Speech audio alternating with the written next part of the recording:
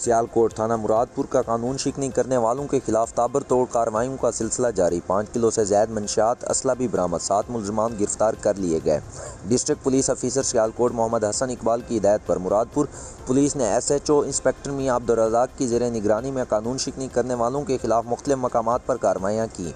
मंशियात के मुकदमात में मुलविस शहद कमर मोहम्मद आरिफ और गुल आगा के कब्ज़े से मजमूई तौर पर 5 किलो से ज़्यादा मंशियात बरामद की गई, जबकि मुलजमान क्रेस हैरिस, सुलेमान अमजद, अली हसन और आसिफ इकबाल से 2 पिस्तौल और 2 बंदूकें बरामद कर ली गईं।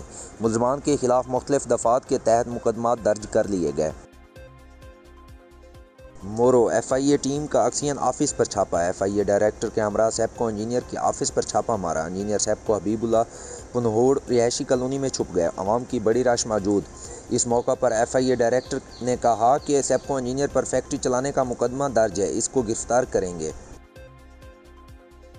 नौशहरों फिरोज नाफरमान औलाद ने अपने वालिद को कुल्हाड़ियों के वार करके ज़ख्मी कर दिया। ठारो शाह के गांव सच्ची दाद वही में नाफरमान बेटों ने बाप को कुल्हाड़ियों के वार करके ज़ख्मी कर दिया।